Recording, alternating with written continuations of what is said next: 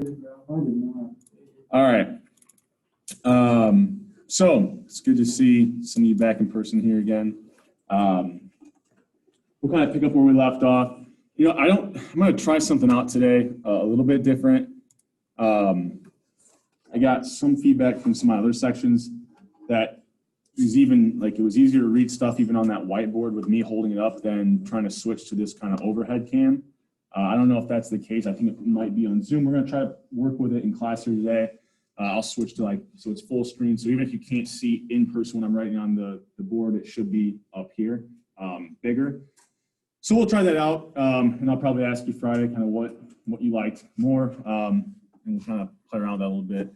So we left off kind of talking about this multiplication rule, which if we kind of, let me see if I had it.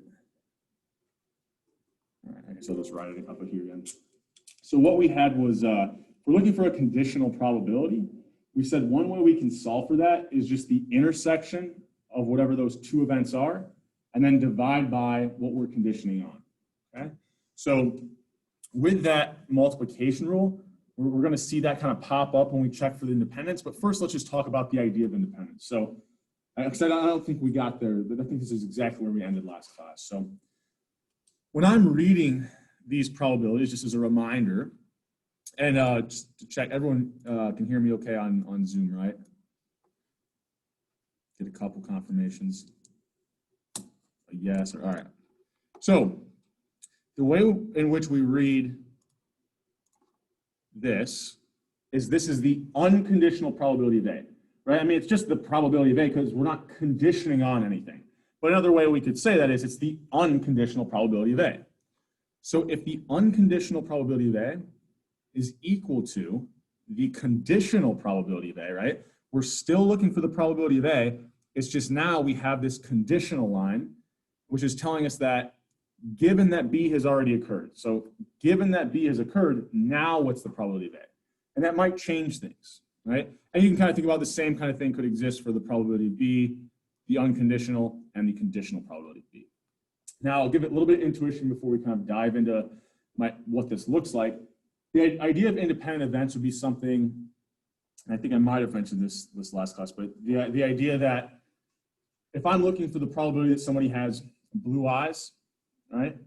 I don't know what that is. I could look it up probably on Google and find if I chose someone random in the US, what's the probability they have blue eyes? Now, if I tell you, conditioned on that person is male, now what's the probability they have blue eyes?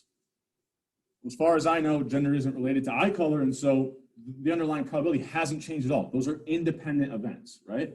Knowing information about the one event gives me no additional information about what the probability of the other event is, right? Kind of flip side, dependent events. I use this example. Let's assume I'm interested in the event A is just whether or not somebody wants nationally legalized marijuana, right? Let's say we're running a ballot nationally, and I choose someone at random. What's the probability they would vote yes on that? Right? I don't know. Let's assume for the sake of the example, it's about 50% or so, 0.5. Okay? Now assume I'm still interested in that same thing, right? Whether or not someone would vote yes to legalize marijuana nationally. But I tell you, given or conditioned on that I know that they're a member of the Republican Party. Right? What do you think probably happens to that probability? It's probably lower, right? That conditional probability is probably lower. Vice versa, if I condition on the fact that person is part of the Democratic Party, what do you think probably happens to that probability? Probably goes up.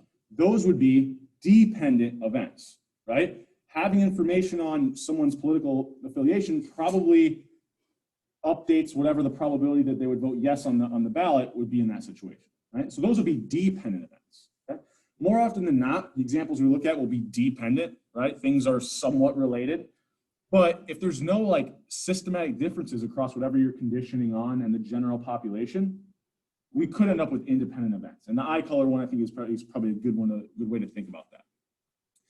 So if we take that multiplication rule that we had last class and we rearrange a little bit, so usually we were thinking about, I'm looking for the conditional probability. And so we had that kind of this rearranged so that we had it solved for that conditional probability. But we can also find the intersection of two events and just rearrange that equation by taking the conditional probability and multiplying it by the probability of whatever we're conditioning on. Right? Well, the nice thing about independent events is if they're independent, that conditional probability of B is the same thing as the unconditional. So I could just, if they're independent, substitute in here the probability of B. And so I know that if events are independent, the probability of their intersection will simply be the product of the probability of each event, or the probability of each event multiplied by each other. Right? If they're independent, that would have to hold, because we know if they're independent by definition, this would be true. Okay? So then if this is true, I can substitute in, and I know that this would also have to hold. And we'll see how this kind of plays into it in just a second when we're checking to see whether or not events are independent.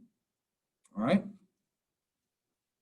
And I think I might have went through this example last class, but I'll go through it again because I think I have a better way of saying it, and I think it's worth mentioning. So let's say we want to think about events that are independent, right?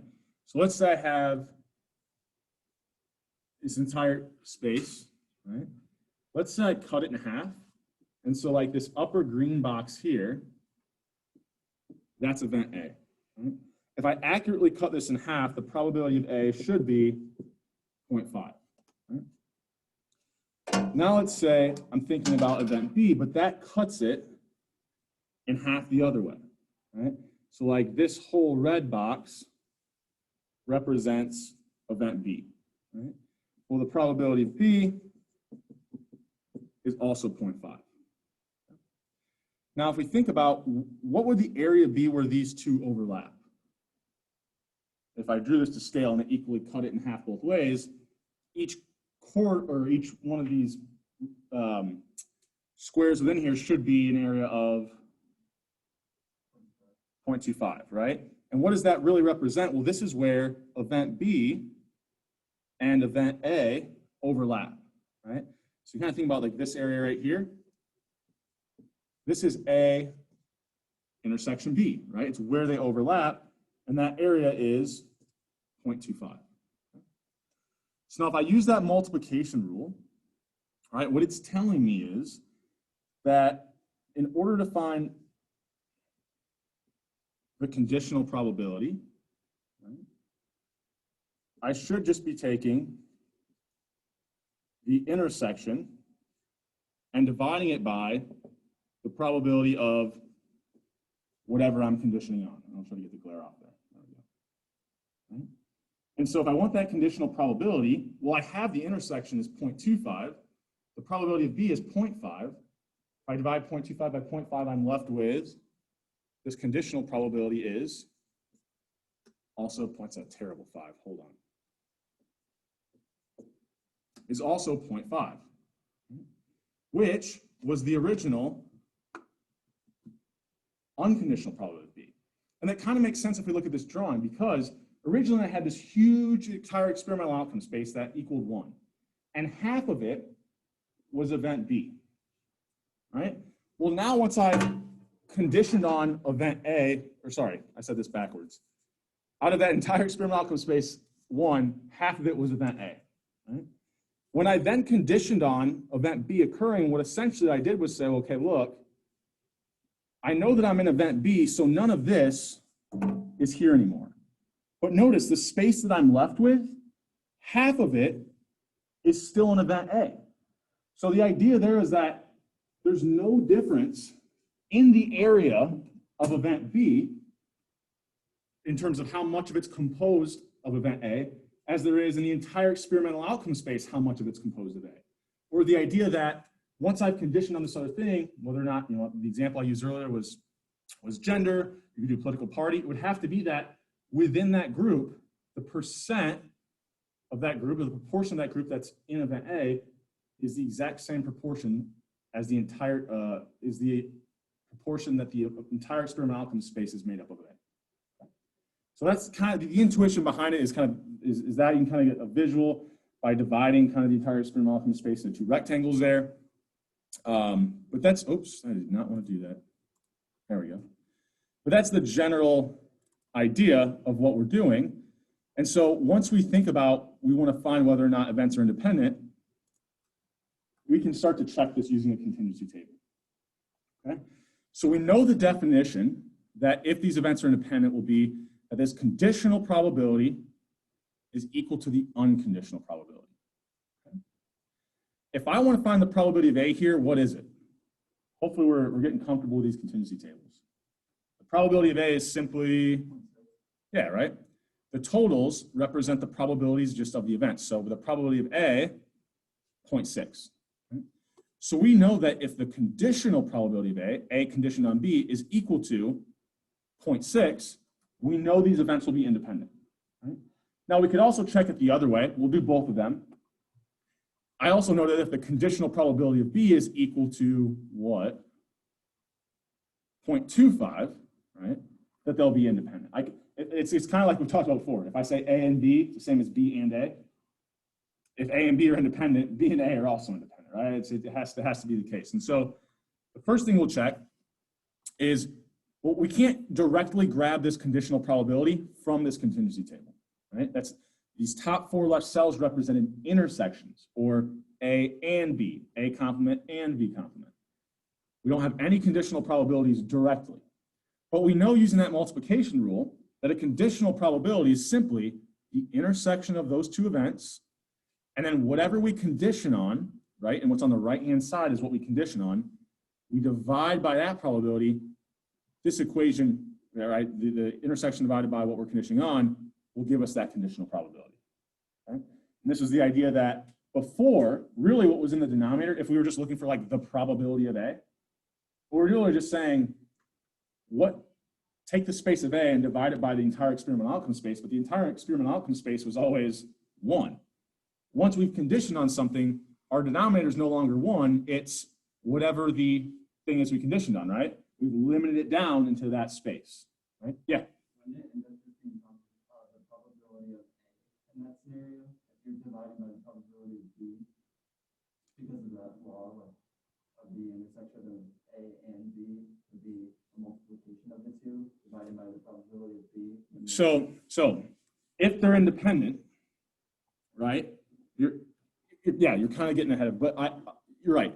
If I know that this has to hold if they're independent, if I plug this into my numerator, the probability of B would cancel, but what would I be left with then? Well, that's just saying the probability of A, the unconditional is equal to the conditional, which is what we had here.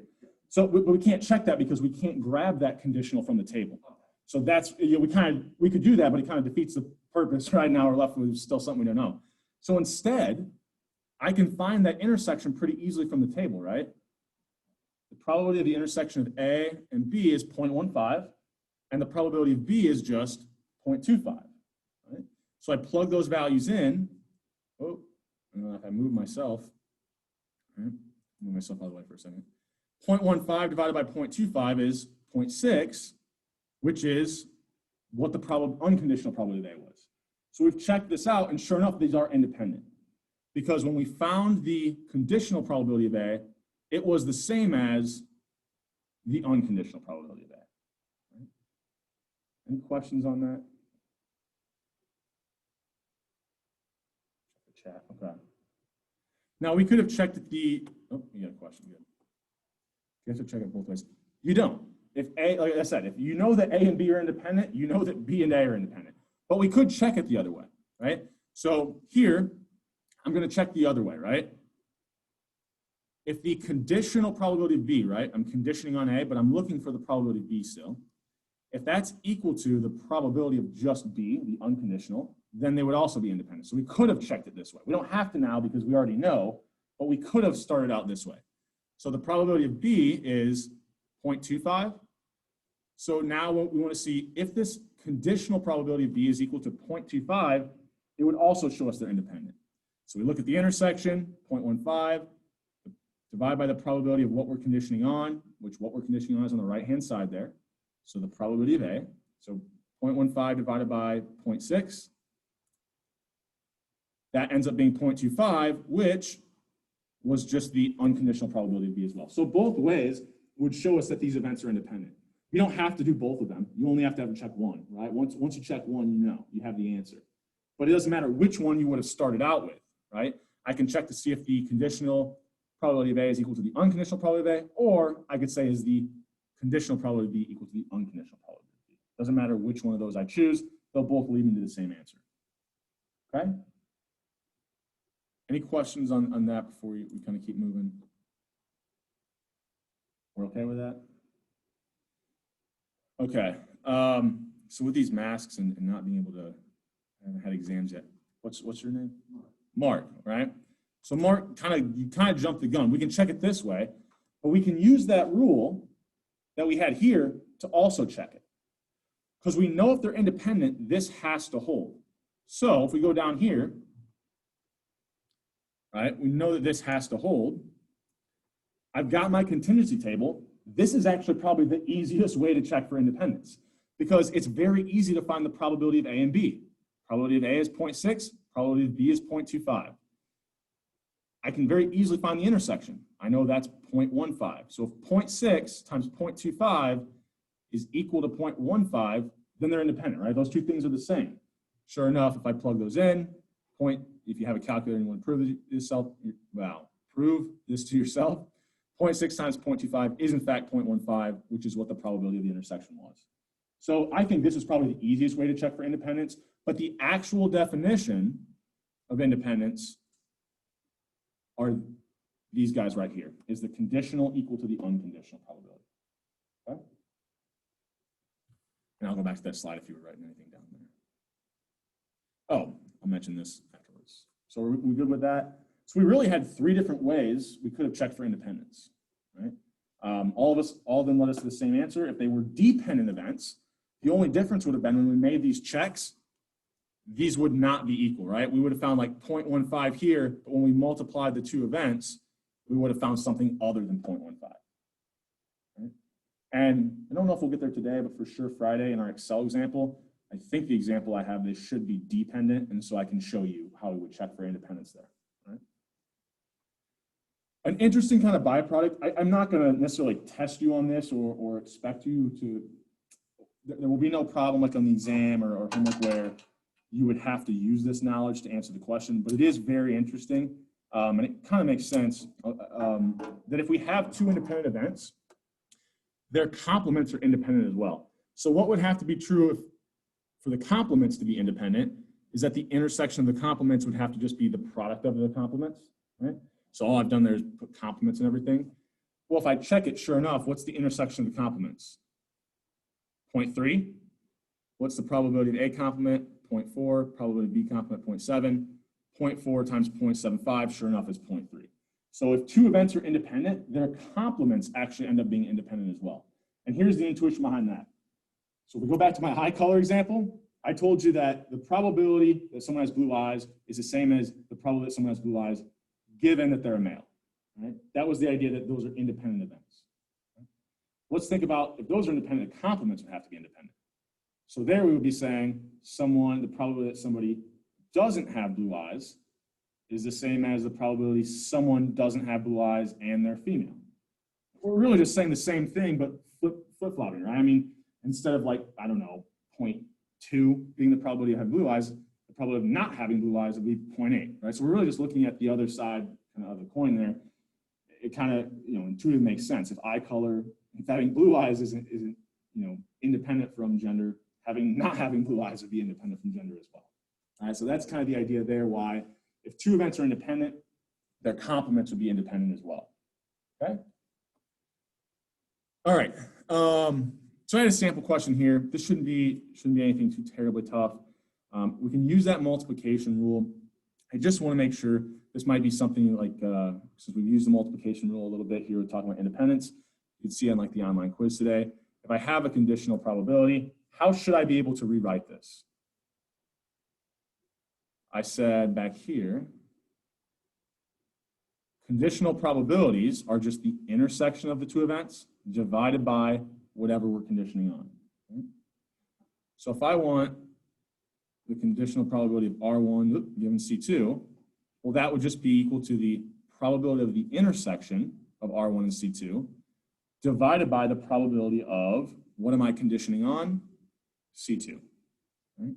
So I rewrite that, and now it's easy, right? Because now I've got my contingency table. What's the intersection of R1, C2?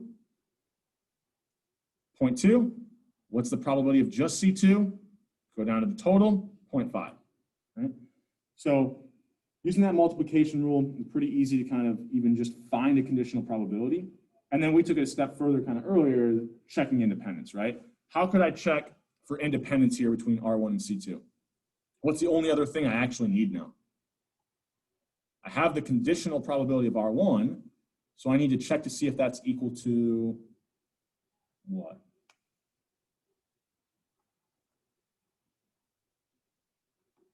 I said the definition of being independent is that the conditional probability has to be equal to the unconditional. So what would the unconditional probability be? Well, I'm looking at R1, so it would just be the probability of R1. What's the probability of R1? 0.6. So are these independent events? Well, 0.4 and 0.6 aren't the same values, so no, right? The conditional probability is not the same as the unconditional probability here, so we have dependent events. Okay. Any other questions on this before I kind of keep moving? We'll do some more of this in Excel once we kind of get going, working into that. We'll take everything that we did here with these contingency tables. We're going to build our own contingency table in Excel and then kind of apply this stuff to it. All right. So we'll get some more review of it. Like I said, I don't know if we'll get to it by the end of class, but for sure, at the beginning of class on Friday, we'll kind of revisit all of this again. Right? So we're just getting a lot more practice on it. Do I want to do this here? Do I want to jump into Excel? Let's jump into Excel, and then we'll maybe kind of end on some of this more fun stuff. Shouldn't say funner, right? So, actually, I still want to share my screen with you. I just want to exit out of this. There we go.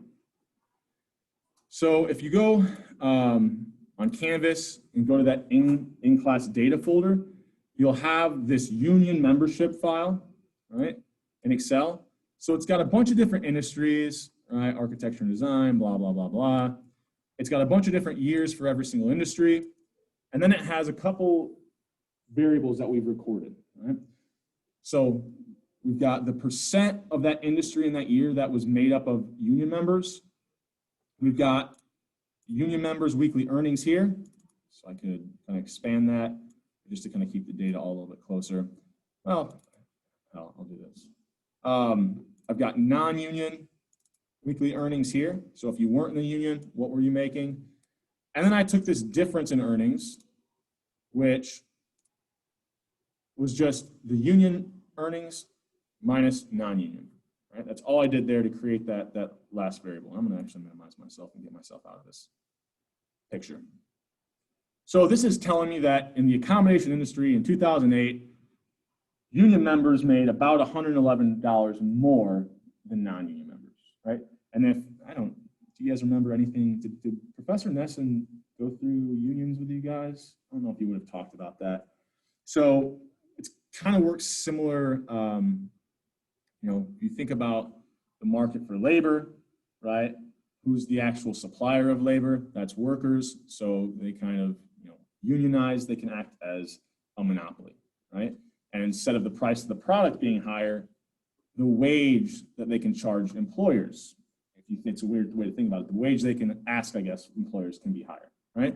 So the idea here is that we should see a lot of positive values, that union members should be making more than non-union. Otherwise, why the hell would someone join the union, right?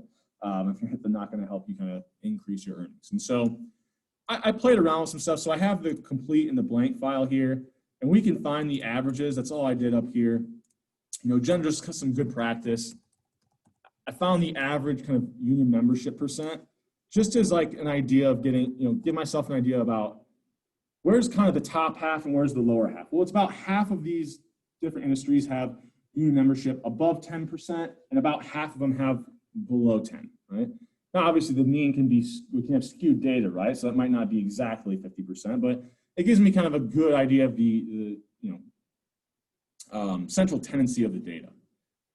I might then also be interested, okay, what about this variable of the difference in earnings between union and non-union? So I'll find the average of that.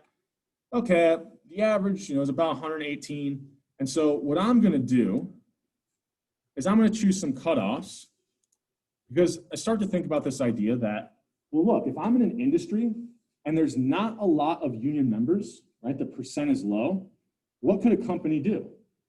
Well, they can just not hire a union member and go out and hire a cheaper non-union member, right?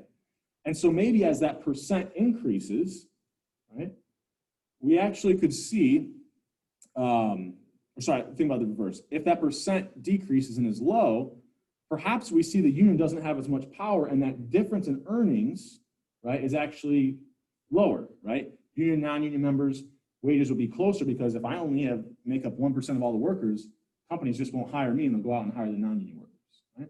So we think maybe there's a relationship there that we could explore between what's the differential in pay between union and non-union workers and what percent of the overall industry is made up of union workers, okay? So that's kind of where this idea spawned from. I had this data set and I thought it might be kind of interesting. It has a little bit of an economics spin to it, but it also just gives us a data set that we could build our own contingency table for, right? So the first thing that you're going to have to do when you build a contingency table, like really what's laying behind the scenes, is you have to get frequencies first, and then you can convert those into probabilities. So to first get these frequencies, we'll think about, instead of events A and B, we actually have some names and numbers we can put to that. Event A here is, in that industry, is the difference in union, non-union earnings $100 or more, and then A complement would be, is that difference less than $100? Our event B is the union membership in that industry 10% or higher? And then B complement would be, is it less than 10%? Okay. So we actually have some defined events here, right? We don't have to think about this simply as like rolling a dice. We can actually think about this as just anything we're interested in. I'm interested in, does the industry have a differential of $100 or more? And does it have a union membership that's above 10%, right? Those are my A and B. And then of course they have their respective complements, right? And here, the only thing we have to be careful of is the complement, right? Because I included the equality, $100 or more, right? So equal to 100 or higher, the complement has to be less than. It can't have an equality on it as well. So similar to things we've done in the past, we need to make sure, be careful with that equality.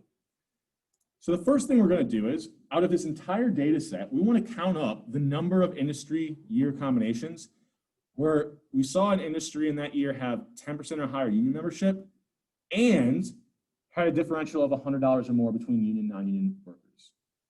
So we're looking for the intersection, right? We're getting a frequency, it's not a probability yet, but we're still looking for the intersection, like both these things are occurring at the same time. So what we can do is say, well, look, I've got this data set. I want to look through it and count the observations where, well, the first thing we can check is that difference in earnings. So I'll select that entire range of data, right, that entire variable. Kind of a pain, I got to scroll all the way back up. It's a pretty big data set. Get out of here. So I want to say, I want to count the observation if it's greater than or equal to $100. Now I could type 100 in here, but I'll show you eventually at the end why it's useful to have your cutoffs and cells up here. So I say, is it greater than or equal to $100? Right? But I also only want to count it if the union membership was 10% or higher. Well, union membership is all the way over in column C. I could select that range of data, but I don't like scrolling up a lot, especially on a laptop. So I'll show you what I would do usually. Well, I now know the range of the data goes from 2 to 736. I know that union membership variable was in column C. So I'm actually just going to type it in. It's C2, I'll move my mouse here, through C736. Once again, I could have just selected that variable, but for me, it's a little bit easier just to type it, especially if I'm on a laptop and using a scroll thing. That's not fun. So I want to count it if that union membership variable was greater than or equal to, I have to use that and sign, that's just part of the syntax of this formula, greater than or equal to 10%, right? And if I look at the actual variable, it doesn't have it like in decimal form, so it's actually already in percentage form, so that's why I'm using that 10 instead of like 0.1, okay? Any questions on that before we keep moving? Yep. So it's just counting the observations between the two? Like... Yeah, it's saying, go through this entire data set, count it. If that variable in H, the difference in earnings, is greater than or equal to 100, and only count it if that unit membership variable is greater than 10%. So then you can kind of think about, well, I don't want to jump the gun too much here. So we're good on that, right? I'll just count the number of observations that fit those criteria. Okay. So we get 221. Let me make sure that I asked this question. All right. So now I've got that. Well, I don't want to type this in again, right? For this, it's going to be very similar. It's just now I want to know, count it if the differential is $100 or more and unit membership is less than 10%. Well, it's going to be very similar, right?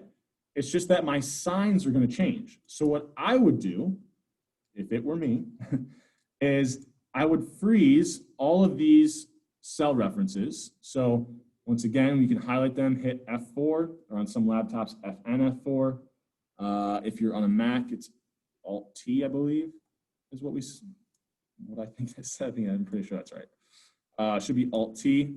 After you highlight it, it'll automatically put these dollar signs in for you.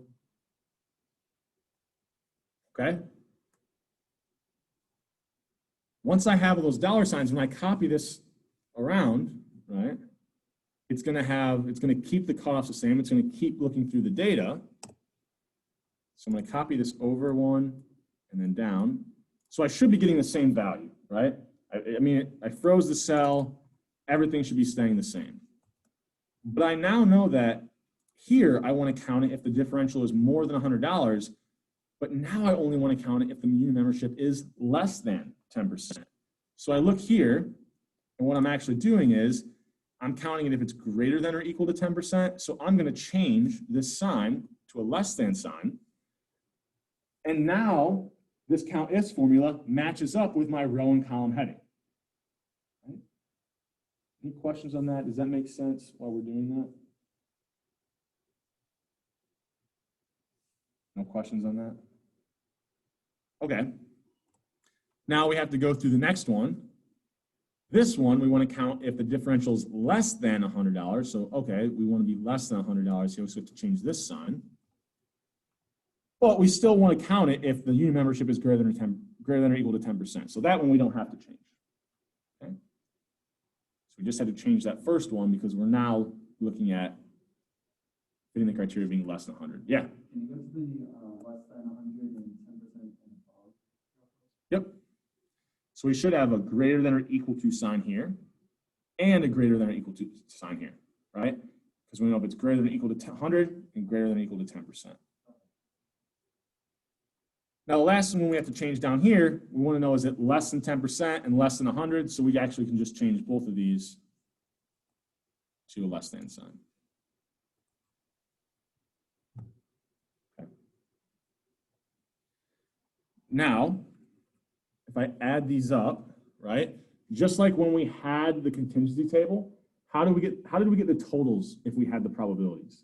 I said if I left the totals out, what can you do to create those totals? So if I had this, how did I get that total of 0.5? I could add down the columns, 0.4 plus 0.1 is 0.5, and across the rows. It's a similar idea even when I have the frequencies. If I want to know the number of these industries that had more than $100 differentials, well, if I take the number of industries that had more than $100 differentials and unit membership 10% or above, and I add to that the ones that had more than $100 differential and were less than, well, I've covered every single space now, right? So when I add those up, it should just be the total number of industry year combinations that had wage differentials of $100. So I can simply add across the rows. All right, so I'm just using that sum function. Actually, I didn't even have to type it in again. I can actually just copy it down. And I can do the similar thing where I add down the columns, copy that over. And now I've got my frequencies. This should, starts looking like a contingency table, but we'll have to convert those frequencies to probabilities. All right. So the only thing I don't have in here is like what the total would be if I added down or added across here. So if I add down, what am I doing? I'm adding every industry in the data set that had a wage differential of $100 or more, plus every single one that had a wage differential of less than 100. Well, that covers every single possible outcome. And so this hopefully, if I add these up, should give me the total number of observations I had. What's one way I could check that? We said we had that count function. So we just go over, count how many observations there are. Okay, cool, we didn't make a mistake. Right? If I mess my equalities up, I don't know if it'll change it in this one. We can check. I think it might not change anything. Well, if I, well, what did I do? Oh, because I put it.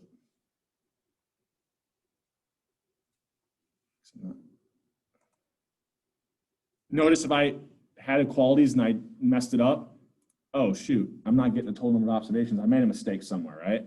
I go back through, I double check. Oh yeah, down here I don't actually want to include my equalities. Any questions on that before we keep moving? We're okay with everything here? You want to see another cell again, or? Yeah. Maybe see the less than 100 and over 10% because my number's Yep. kind of bigger. So you make sure you have these frozen, Yeah. and these are both just less than signs. Oh, Might have had the equality on there. yeah. I was showing, you might have got confused. I was showing you that to show you what would, if we did it wrong, what would happen. Okay. But here, right, they match up, okay?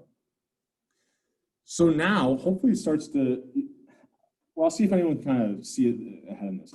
How could I convert these frequencies to probabilities? If I know that 221 of these industries have wage differentials of $100 or more and 10% or more union membership, and I know that it's 221 out of 735, if I chose one at random, what's the probability that they'd be in that category?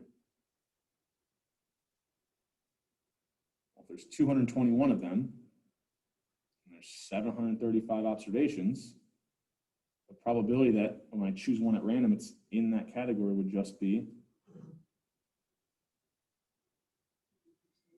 well, yeah, I'm not looking for an exact number, right? How'd you come up with that? You took 221 and divided it by 735. All we're doing is saying, well, look, if 221 of the observations are in this category, divide that by the total number of observations, that gives us a good idea about the probability if I chose one at random, it would fit those criteria. So all I'm really doing there, here's my frequencies. To convert that into my joint probability table or contingency table there, what I'm going to do is I'm going to take the frequency for that category, and I'll show you a shortcut here before I do this. So I already have this in the file, but what I would usually do if I'm building this from scratch, once I have my frequencies, I'd copy, paste, and then just delete the numbers so that I have all my labels that match up. That's just kind of an easy shortcut, kind of time saver. I mean, you probably would have done anyways, I'm just mentioning it. So we'll take that frequency for that category, divide it by the total number of observations, right? And I want to do that for every single cell, right? I just want to convert these frequencies into probabilities by dividing them by the total number of observations. So if I hit enter, I copy this over, oh, where did I make a mistake here? What do I need to freeze though? Yeah, I want this one to update, right, when I copied over, but I always want to divide by the total number of observations. So I'm going to freeze that, right? Just throw some dollar signs in there. Sometimes when I say that, I feel like I'm like a lame rapper or something. Throw some dollar signs in there. So that was a terrible joke.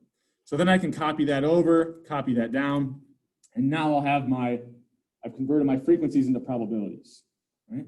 Now notice, what should this probability hopefully be if I do this correctly?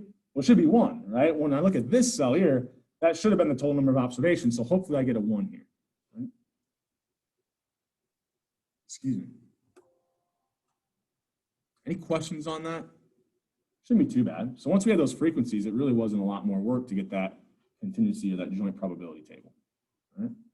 And once again, I told you a lot of stuff in these Excel assignments carry over.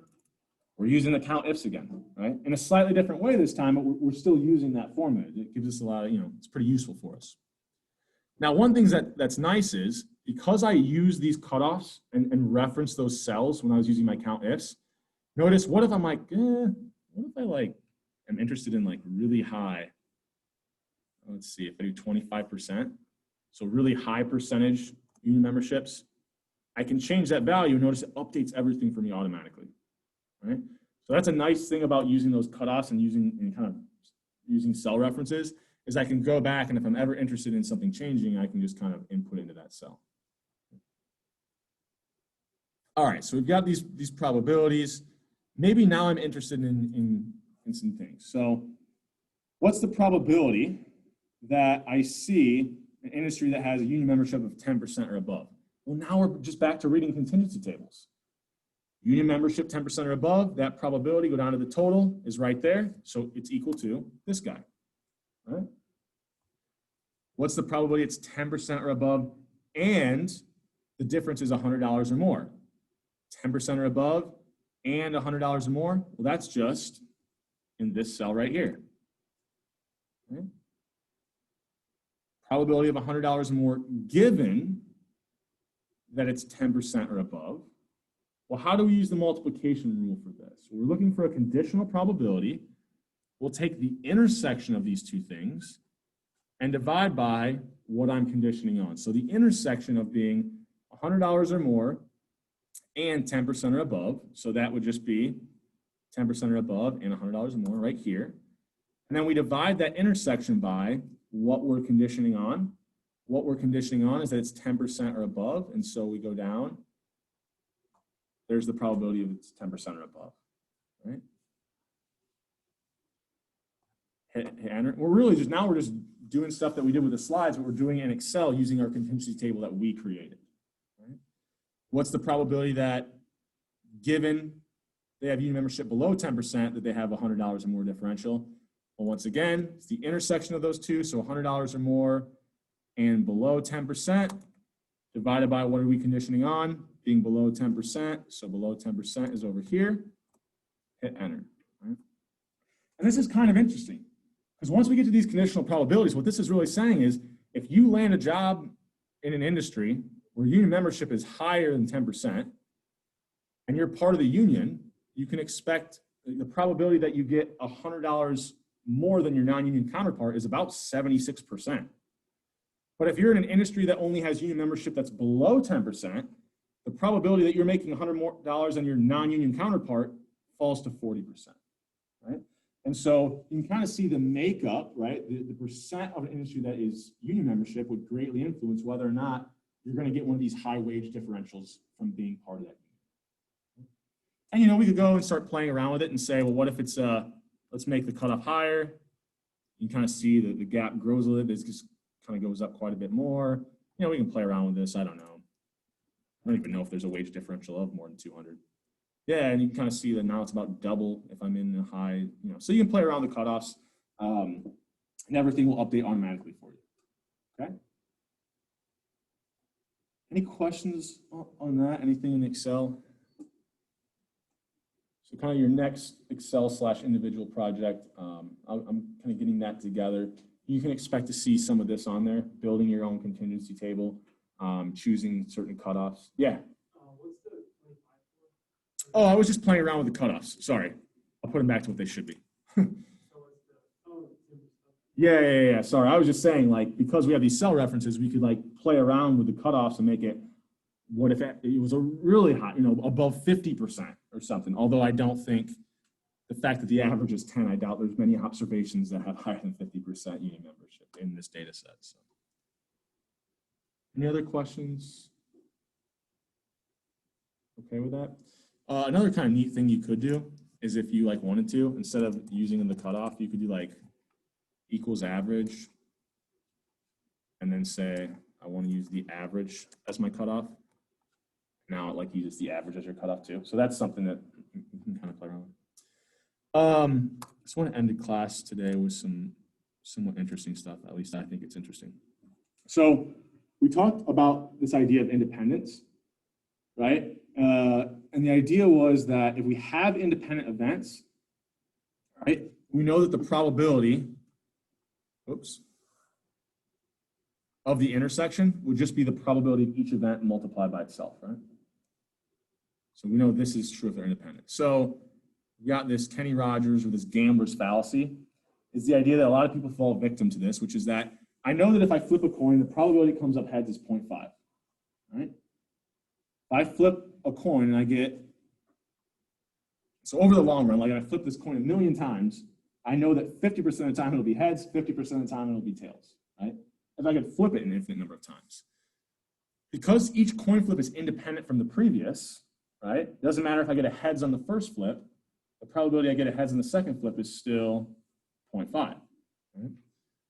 So this idea is like, if I start to see this come up heads a lot, what I might fall victim to is say, well, I know in the long run it has to be 50%.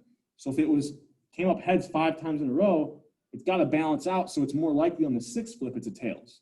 But that's actually an illogical way of thinking because these are independent events. The probability is still 0.5, right? And so you have this idea, you can recreate this in Excel. I won't spend much time on this. And you can even prove to yourself, it doesn't matter if it comes up tails once, 2 times, 3 times, 4 times in a row. The probability after each one of those times I see a heads are all right around 0.5. Right? Now, I can't do this. It's not exactly 0.5 because I can't do an infinite number of coin flips. 10,000 is a lot, but I need an infinite for it to be exactly 0.5. There's this famous example where like you can see the actual implications of falling victim to this gambler's fallacy. We're thinking that probability is changing. So 1913 roulette table, for the sake of a discussion, you can think of the probability comes up black or red is about 50%. There's a green square / trapezoid thing. I don't know what the exact shape is on there, but right, we'll assume for a second it's about 50% each. Right? So black came up 26 times in a row, and it was a fair, like not rigged roulette table, right?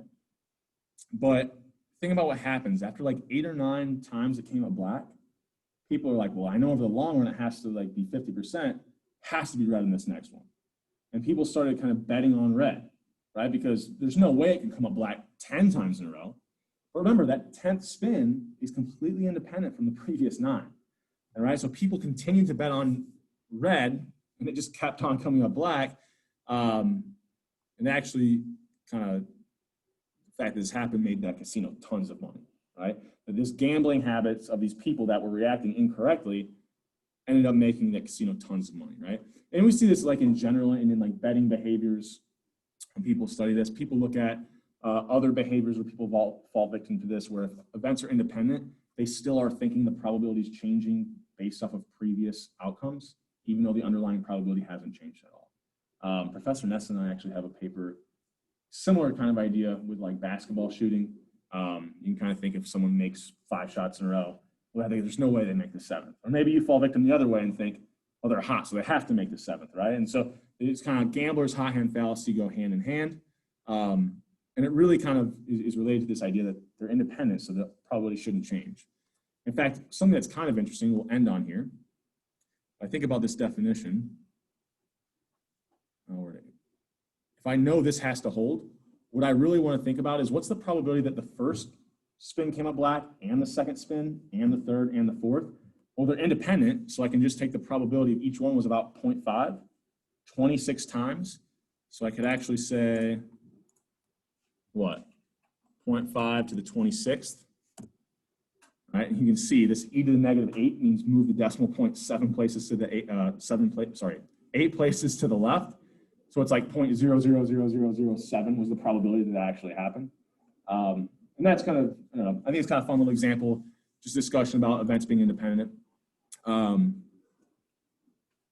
I should have gotten through all of your individual assignments. I'll start working through the Excels today and tomorrow as well. So you should start to see some grades pop up there in Canvas for your Excel assignment that you turned in. If you have any questions or anything, feel free to send me an email and meet with me tomorrow or something via Zoom. I'm usually pretty open on Tuesday, Thursdays. Other than that, it's good to see you guys again. And I'll see the rest of you who are here today on Friday.